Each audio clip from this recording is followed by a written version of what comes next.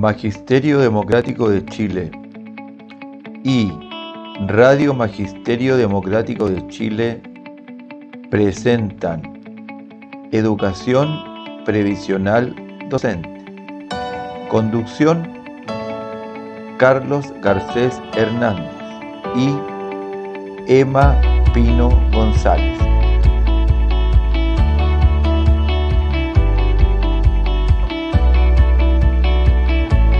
Muy buenas tardes a nuestros auditores, a los que nos siguen en las redes sociales, en nuestro canal de YouTube. Estamos en el capítulo número 3 de nuestro programa Educación Previsional Docente. En esta ocasión nos encontramos con la profesora Emma Pino, que fue una gran dirigente del Colegio de Profesores en la Estación Central. ¿Cómo estás, Emma? Muy bien, muchas gracias por invitarme y un gusto de participar en un tema tan importante que tiene que ver con todos los ingresos y fondos que tienen que ver con nuestra condición de trabajadores, y más en este actual escenario donde el tercer retiro también ha significado un escenario frente al actual modelo y sistema y gobierno que nos está gobernando. Muchas gracias por invitarme.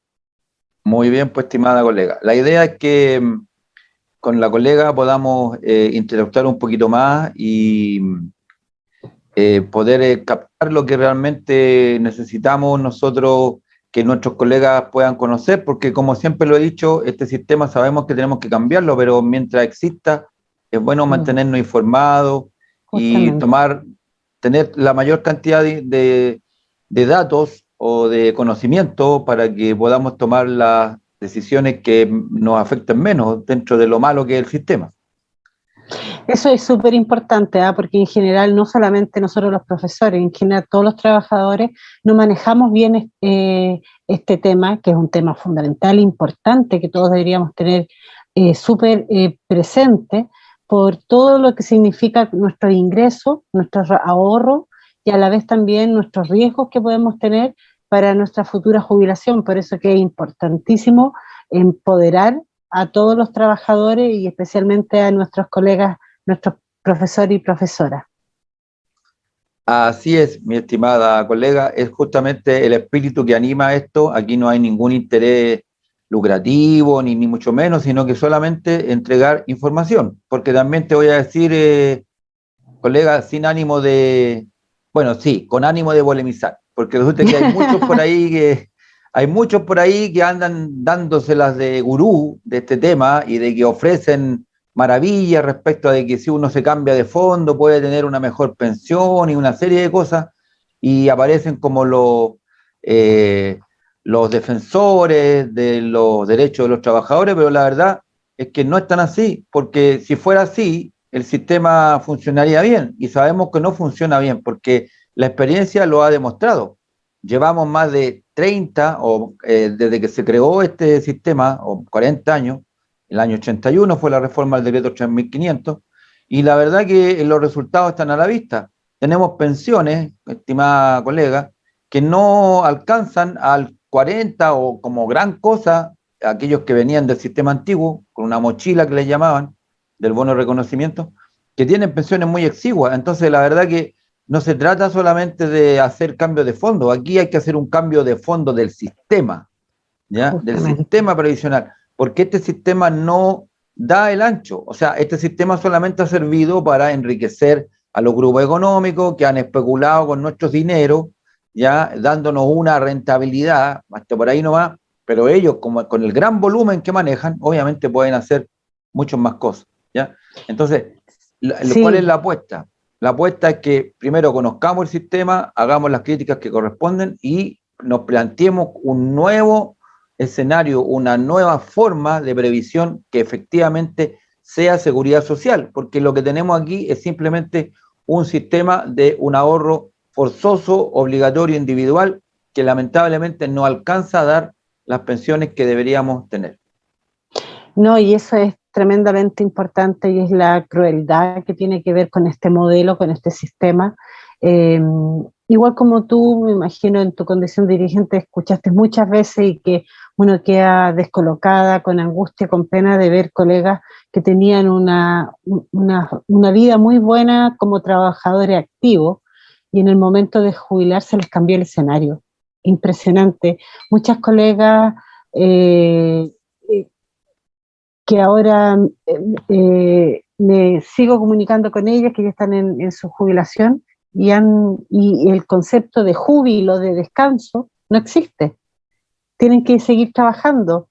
Muchas colegas están trabajando en tienda, en supermercado, o haciendo otra actividad con relación a educación, porque lo que reciben de sueldo, de jubilación, no les alcanza a vivir, más que después ya de un proceso de etapa de la vida, eh, ya la vida y la salud más cara. Entonces, sí, hay que mejorar, hay que cambiar esto sí o sí, porque no es casualidad de que para los trabajadores nació esta AFP, pero para todo el sistema de, no sé, las Fuerzas Armadas siguen con el sistema antiguo, con jubilaciones que son, qué bueno que tengan esa jubilación, pero qué bueno que sería para todos. Eso. Exactamente, muy buen punto, estimada compañera, porque justamente aquí no se trata de que algunos estén en desmedro de otros, tenemos que buscar lo que Justamente. sea mejor para la mayor cantidad de ciudadanos, de chilenas y chilenos, porque todos contribuyen de una u otra manera a un esfuerzo colectivo en una sociedad donde no podemos centrarnos solamente en el salvarse individualmente. Este mismo retiro, yo te digo, de los fondos de pensiones no es la solución de fondo. Lamentablemente, lo que tenía que haber pasado aquí es que el Sí, Estado hubiese entregado una renta básica universal para poder justamente, subsanar este tema, ¿ya? El retiro es justamente. solamente un paliativo, es una solución parche, pero no soluciona el problema de fondo. Es como lo que se ha dicho desde que empezó todo esto, que obviamente que los retiros, el del 10% ha sido una forma de subsistir, pero quien ha pagado la pandemia y la crisis económica ha sido el propio pueblo, los trabajadores, con sus propios fondos. Por eso que sí, Exactamente. completamente esto debería haber sido una renta universal para todos, sin clasificación, porque a todos nos ha tocado de alguna forma este proceso de crisis. Entonces, sí, ha sido complicado. Bien, vamos a comenzar, estimada, como lo Ya, anunciamos anteriormente, en los otros capítulos hablamos sobre la capitalización individual, explicamos en lo que consistía, que a todos nos sacan un 10% todos los meses de nuestro sueldo para ir formando este pozo individual, más la comisión que tenemos que pagarle a la AFP, porque como vimos también son diferentes las comisiones. Voy a presentarte, estimada colega, una presentación para que vamos analizando este tema. ¿Qué te parece? ya, pues, buenísimo. Mira, aquí tenemos el tema que nos convoca hoy día, que son los multifondos en la AFP. ¿Ya? En los multifondos es la forma en cómo se van acumulando en las cuentas individuales de los trabajadores los recursos que uno va entregando. Porque cuando uno le descuentan ese 10% que va para a tu cuenta individual, ellos transforman ese dinero y lo invierten en instrumentos financieros, que se supone que esos instrumentos financieros con el tiempo ya van a ir generando una rentabilidad. Y, por ejemplo, en Dime. esa consulta de cuando de los multifondos técnicamente que invierten tu dinero, porque igual hay situaciones complicadas, que consultas que, por ejemplo, las ganancias que tienen estos multifondos no van para nuestro ingreso, sino va para la empresa FP, pero las pérdidas sí las tenemos que costear nosotros. Sí, ¿Qué esa es una pasa muy buena ahí? pregunta, porque resulta de que en este sistema, efectivamente, las administradoras, se supone que uno le paga una comisión para que puedan administrar tus recursos de la mejor manera posible, para que te dé una rentabilidad. Pero muchas veces las rentabilidades no son tales, y en ese caso la administradora no tiene ningún costo, y igual le tienes que seguir pagando la misma comisión. Entonces también ahí te fijas tú que hay situaciones que no cuadran mucho respecto del punto de vista estrictamente financiero, porque si tú contratas a un intermediario que te administre tus recursos, bueno, si tú le estás pagando, obviamente debería responder respecto a eventuales pérdidas que puedas tener tú en tus inversiones. Ya. Lo que sí, bueno, hay que tener claro que ya los multifondos sí o sí, de la letra que sea, que me imagino que va a exponer sobre las letras, tienen que tienen que invertir. Exactamente. Y eso es como el riesgo que capaz que también para la futura forma de ahorrar nuestros ingresos para jubilar, capaz que no esté eso, porque yo recuerdo que en el 2008, en la crisis, yo perdí como aproximadamente 6 millones que me dijeron, cosa que nunca más las pude recuperar y nunca más se recuperaron. Y me imagino que muchos trabajadores pasamos lo mismo. Y las otras crisis que han habido, tú mismo has mencionado de que esto significa que puede tener las ganancias como también el riesgo por invertir. Exactamente. El tema, mi querida Emma, es que resulta de que los trabajadores no podemos estar preocupados de estar preocupados qué pasa con la bolsa o qué pasa con las Claro, inversiones, porque se supone que la seguridad social debe tener el sello de la seguridad social. O sea, no podemos entregar esto a la ruleta de las inversiones, ¿me entiendes? Entonces, y no tenemos por qué tener la obligación todos de conocer el mercado, cómo funciona el dólar, la bolsa y todas esas cosas, porque uno está preocupado de su vida. ¿Ya? Y por último, si tú le estás pagando a estas gestoras, a estas administradoras, bueno, que ellos hagan la pega, ¿no es cierto? Entonces, ni siquiera son capaces de hacer la pega, de poder generar una situación, digamos, de rentabilidad óptima. Esperemos un poquito porque el gato me está molestando.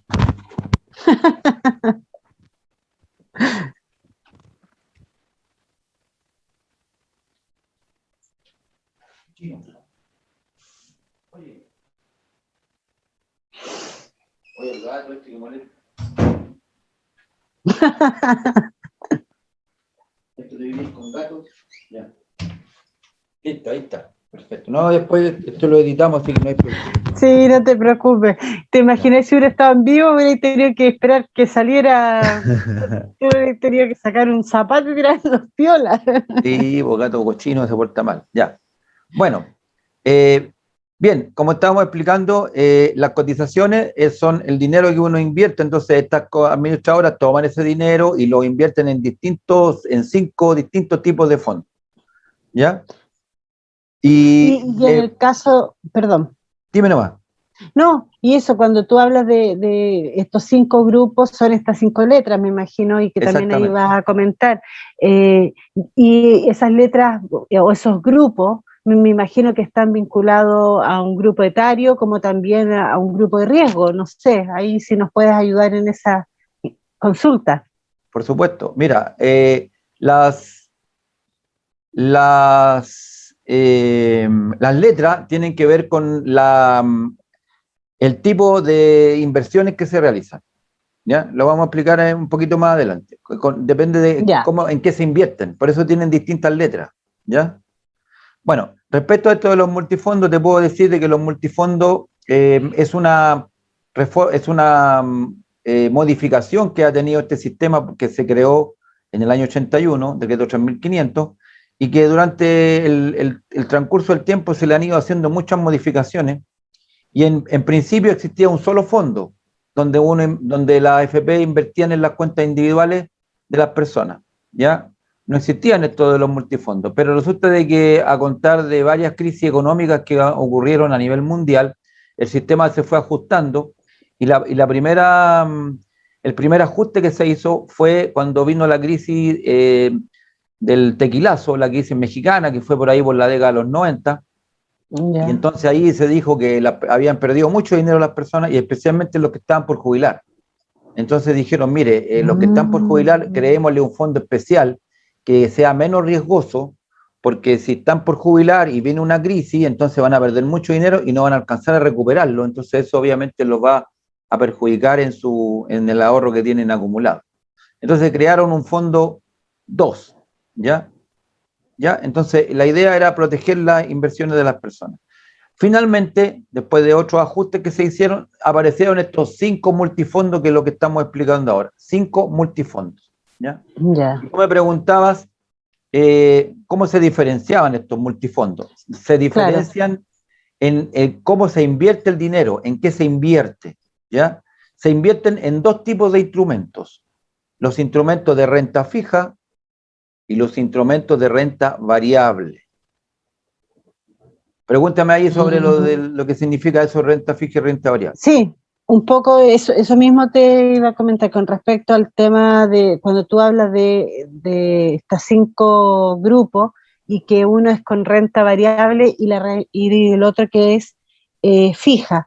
¿Cómo veo la diferencia? ¿Cómo, si son todos los grupos pueden ocupar ese mismo grupo o está determinado por sector, por grupo etario o por cantidad de ingresos del 10% que nos descuentan? Ya, te explico. Cuando hablamos de instrumentos de renta fija y de renta variable, lo podemos en simple decir lo siguiente. Instrumentos de renta fija son todos aquellos instrumentos financieros en los cuales uno sabe el porcentaje que va a obtener de utilidad. Por ejemplo, un depósito a plazo. Un depósito a plazo, tú vas a un banco y dices, mire, quiero tomar un depósito a plazo. A 30 días, a 60 días, a 90 días. Entonces, a ti te dan la tasa que tú vas a ganar. Entonces tú dices, mire, a los 30 días usted va a invertir 1.000.000 de pesos y le vamos a dar por decirle, un 1% de interés a ese plazo. Entonces, también son los instrumentos de deuda que emiten los países, los bonos soberanos, las letras hipotecarias. Son instrumentos financieros que tienen la capacidad de que uno sabe cuánto van a rentar, pero rentan poco, pero son más seguros, ¿me entiendes? Ya. Tienen menos rentabilidad, pero rentan poquito, pero son seguros porque uno sabe lo que van a rentar, ¿ya? Esos son así, a grandes rasgos, instrumentos de renta fija. Y los instrumentos de renta variable son fundamentalmente las acciones de las empresas. Tú sabes que en la estructura de las empresas están las acciones, que son las sociedades anónimas, que son el capital que tiene una empresa, que se divide en varias cantidades de acciones. Entonces, esas acciones se transan en la bolsa de comercio y van fluctuando, ¿no es cierto?, su valor a través del tiempo, dependiendo de cómo le vaya a la empresa. Si a la empresa le va bien, esas acciones van subiendo. La empresa le va mal, las acciones van bajando, y también depende de las condiciones del mercado, de la situación económica, de una serie de variables. Ese tipo de instrumentos que son de renta variable, no sabemos cuántos van a rentar, porque va, como te digo, depende de muchas variables, a diferencia de los de renta fija, que uno sabe que van a tener cierto ganancia, poquita, pero sabemos cuánto. En el renta variable, que son las acciones fundamentalmente, ellas no sabemos cuánto van a rentar, pero por lo general, en el mercado financiero, tienden a rentar más, pero en un periodo muy largo de tiempo, ¿ya? Entonces, esos instrumentos de renta variable son buenos en el sentido de que te ofrecen una buena rentabilidad, pero en el largo plazo, y además es algo bien especulativo, porque no sabemos realmente, porque si hay una crisis, esas cosas se vienen para abajo, ¿me entiendes? Por lo general. Entonces, por eso que se recomiendan en el largo plazo, porque si hay una crisis, esos instrumentos financieros pueden recuperarse y obtener una gran ganancia. ¿Me entiendes? Entonces, esa es como la gran diferencia entre renta fija y renta variable. Entonces, los tipos de fondos se diferencian en qué porcentaje tenemos de renta variable o fija. Ah, ya. Eso mismo te iba a preguntar, claro. Si todos los fondos tienen esas dos rentas o las primeras 3 tienen renta variable y las otras 2 últimas fijas. No, todos tienen. Lo que pasa es que, como muy bien tú lo dices, los que tienen más acciones, o sea, son los más riesgosos por esto de las acciones, son los primeros fondos. El fondo A y el fondo B son los que tienen mayor porcentaje del total del fondo en acciones. Porcentaje, ¿me entiendes? Entonces, obviamente que es un fondo más riesgoso, pero también a la larga, teóricamente, te podría generar mayor rentabilidad. Y a medida que va bajando de letra, va habiendo menos porcentaje de acciones o de renta fija en el fondo, ¿ya? Entonces, los fondos más riesgosos, fondo A, fondo B. Fondo intermedio, el C. Y después conservador, porque tiene pocas acciones, y el E, que tiene mucho menos. Entonces, eso hace de que esos fondos ganen poquito, pero, digamos, son más seguros, más estables. Los otros, los primeros, los de A, B, son riesgosos porque tienen mayor cantidad de acciones, o sea, renta variable, y por lo tanto podrían eventualmente ganar mucho o también perder mucho. ¿Te fijas? Esa es como más o menos Consulta, la sí, diferencia. súper claro. Para un trabajador con sueldo fijo, como nosotros los docentes, capaz que sería mejor estar en el fondo C, Mira, bueno, muy buena tu por, pregunta. por, por Sí, edad, digo, porque sí, claro, mira, los colegas están a pronto a jubilar, capaz que lo mejor está en DE, pero, exacto. pero el común de los docentes, capaz que sería bueno estar como en ese fondo intermedio, porque estar en el fondo A le puede ir muy bien, pero a la vez también, como tú dices, que está en la gran mayoría de las acciones un riesgo tremendo. Exactamente. Sí, mira, el sistema estableció esa lógica de que a medida que va avanzando en edad el trabajador, le pone un límite en qué fondo pueden estar. De los 56 años para adelante y de 51 los hombres y los 51 las mujeres no pueden estar en el fondo A, por ejemplo. ¿Me entiendes? Ya, Por mira, defectos. Porque tú puedes elegir el fondo donde tú quieras. Puedes elegir libremente el fondo donde tú quieras estar.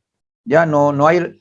La restricción tiene que ver con eso, que a medida que te vas acercando a la edad de jubilación, el sistema te dice, mire, no ponga la plata ahí en el fondo A porque es muy riesgoso, porque a usted le queda muy poco para jubilar, y si viene una caída, como el mayor porcentaje usted lo tiene en un fondo riesgoso, resulta que usted a lo mejor no va a alcanzar a recuperar y va a perder la plata nomás y no tiene cómo recuperar. ¿Me comprende? Esa es como la lógica. Pero tú podrías eventualmente estar en cualquier fondo. Ahora, la recomendación es no cambiarse de fondo. Yo lo voy a decir de frentón aquí. Cambiarse de fondo no te asegura nada, porque hay estudios que se han hecho serios al respecto que dice que cambiarse de fondo no te garantiza nada, porque resulta que nadie puede adivinar el futuro. Esas personas que dicen que ellos pueden ganarle al mercado, efectivamente no es así, porque si fuera así seríamos todos millonarios y decir, oye, mira, ahora viene una subida de acciones, entonces compremos acciones y las vendemos, las compramos baratas, las vendemos caras y voy a ganar mucho dinero. Eso no es así, ¿ya? Porque además que el hecho de que tú te cambies de fondo genera todo un movimiento en todo el sistema, ¿ya? Te genera todo un movimiento porque resulta de que cuando tú te cambias de fondo, las AFP tienen que entrar a vender esos activos para cambiarlos al otro fondo. Y se genera todo un movimiento en el mercado, porque todos estos fondos están invertidos en dólares, ¿me entiendes? Están en ya. dólares. O sea, esto es una cuestión nominal nomás, pues, o sea, no es que estén en una caja fuerte ahí el dinero, no. Están invertidos en acciones, en instrumentos financieros, en todas esas cosas. Entonces, En los claro, bancos. exactamente, en los bancos, en las acciones de los bancos, en todas esas cosas. Entonces, bueno, si tú me consultas, lo más lógico es que cuando uno comienza la vida laboral, debería estar en los fondos que son más riesgosos, en el A, en el B, porque tiene 40 años como va a eventualmente recuperarse. Pero una persona que está pronta a jubilar, la recomendación es que se mantenga en el fondo que le da el sistema, o sea, en el fondo C o en el D, ¿ya? Que se mantenga ahí porque, como te digo, puede que tenga tome una ganancia en un momento, ya, perfecto, listo, vendí, gané un poquito, pero tú tienes que fijarte en el largo plazo y para eso tú tienes que ver tu cartola, que te la entregan cuatrimestralmente y ahí efectivamente ver, mira, realmente yo gané aquí, después perdí, después gané y al final uno dice, ah, ya, mira, aquí yo gané realmente entre un año y otro tanto, o perdí tanto y tanto. Porque, como te digo, uno de repente revisa su cuenta y dice, pucha, perdí 1 millón en esta semana. Pero resulta que a la otra semana se puede recuperar la cosa y ya no tienes 1 millón, puede que tenga 1,2 millones. Entonces, todas esas cosas son elementos que Ya, a qué uno al bueno. principio, claro, lo afecta. Pues, oye, mira, perdí no sé cuánto. Pero tú tienes que fijarte siempre en el largo plazo, en este tipo de sistema, pues el que estamos. Yo vuelvo a insistir, aquí yo no estoy haciendo apología de nada, estoy mostrando una realidad nomás. ¿Fija? Pero si tú me Claro. preguntas de lo práctico, primero, yo los cambios de fondo, olvídate. Yo te voy a decir que yo estuve en ese tema. Yo en un principio creí en esa cuestión y ya es verdad que uno puede, cuando viene una crisis, uno se puede refugiar en los fondos más seguros, ¿ya? Pero eso de estar cambiándose a cada rato de fondo no te garantiza nada, porque a la larga, en el largo tiempo, yo, por ejemplo, yo me comparaba con nuestros colegas, que teníamos más o menos la misma edad, el mismo fondo, que han estado siempre en un fondo, y yo digo, oye, mira, yo me he estado cambiando, pero al final Al final de cuentas, la plata más o menos que tengo es la misma que todos tienen de acuerdo a la edad y si tú has cotizado regularmente. No existe eso de que te vas a tener una tremenda jubilación, porque el problema es, Emma, es que el ahorro es demasiado poco. Un diez por Sí, po. ciento que tú ahorres es demasiado poco porque matemáticamente es demasiado. En el sistema antiguo se cotizaba el 20% y el sistema Sí, antiguo po. era de reparto. Se De hacía un reparto. pozo, claro, y se devolvía el dinero a los que estábamos activos, pagábamos a los que estaban en pasivos, ¿ya? Era una mirada más colectiva. Por supuesto, por supuesto. Mira, existen fondos, yo he estudiado en otros países, los países que son más avanzados en este sistema, existen sistemas así parecidos, pero no es que este sistema sea tan original, sí existen, pero son complementarios a los sistemas de ahorros colectivos y de solidarios, ¿ya? Y yo te digo más, hasta podrían seguir la FP funcionando, ¿ya? Como una forma de un seguro colectivo que uno quiere ahorrar un poquito más para tener una mejor pensión. Pero el sistema, tiene que haber un sistema que permita un mínimo de una pensión, porque la verdad que el trabajo que realiza la persona durante todos los años que aportó a la sociedad no se puede tirar en la ruleta de las inversiones.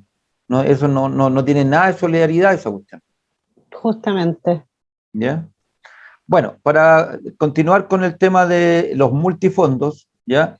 Como te decía, los multifondos están diferenciados por la cantidad de inversiones que tienen en renta variable, que es la riesgosa, las acciones, y la renta fija. Entonces, desde el A, el que tiene mayor cantidad de renta variable, acciones, y el E, el que tiene menos, ¿ya? Y por lo tanto es más conservador, es más estable, por decirlo de alguna manera.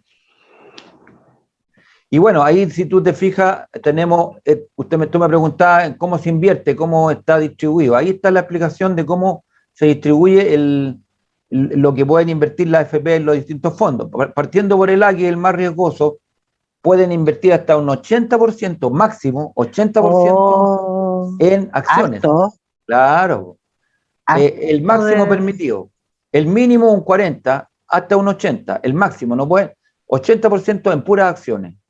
Después, te fijas tú, el fondo B puede invertir un máximo de 60% en acciones. Por lo tanto, obviamente, si lo comparas con el A, el B es un poquito menos riesgoso, ¿verdad? Claro. Y el C, que es el intermedio, y que era el que estábamos todos al principio del sistema, era un 40% de inversiones en renta variable, en acciones, ¿ya? El máximo, el máximo. Y el resto era renta variable. El D es un poquito menos, solamente un máximo en 20% en acciones, el 80% renta fija, y el E, que es el más conservador de todo, el más seguro, ese que se creó para proteger a los jubilados cuando vino esa crisis, como yo te explicaba, ese tiene, digamos, solamente un 5% máximo de acciones que se pueden invertir en ese fondo. Y de esa manera, Una, entonces, está sí, compuesta la cartera. una consulta cuando tú me hablas de ese Dime. 80% como el más riesgoso, el fondo A, 60 el B y así los otros, ¿es el 80% de todos los fondos del trabajador o es el monto, un monto de porcentaje por mes, por No, no, ejemplo? no. No, mira, te explico. Se supone que cada AFP tiene esta estructura de fondos, ¿cierto? Entonces, por ejemplo, la AFP X. La AFP X, pues tú tienes 100 millones de dólares del fondo A. De los 100 Ya. millones de dólares, 80 millones de dólares están invertidos en instrumentos Ah, de ya. renta variable, de acciones, El ¿ya? fondo común de Claro, es que todos ese los que están, fondo, claro, ya, todos los afiliados a esa FP entran en ese fondo, ¿me entiendes? ya. Y entonces se distribuye ese dinero en ese fondo. También las FP tienen los 5 fondos, entonces uno elige en qué fondo quiere, digamos, dejar su dinero. Y como te digo, eh, hay un límite, digamos, por la edad, pero uno libremente puede escoger el fondo donde quiere dejar su dinero. Ya, Bien, pues, estimada colega, acá en este programa hemos hablado un poco en qué consisten los multifondos, cuál es la estructura, cómo se distribuyen los dineros en cada fondo que la AFP se establece por ley. Entonces, en el siguiente programa, vamos a hablar, ¿qué te parece, estimada colega, de cómo se puede hacer los cambios de fondo y si tiene esto algún costo, etcétera? ¿Qué te parece? Entonces, en el próximo programa veremos ese tema. Muchas gracias por la invitación, fue muy buena, aprendimos harto y claro, feliz de volver a participar en otro informativo y nos quedó súper claro. Muchas gracias, colega. Listo. Nos vemos. Ya. Magisterio Democrático de Chile y Radio Magisterio Democrático de Chile presentaron Educación Previsional Docente.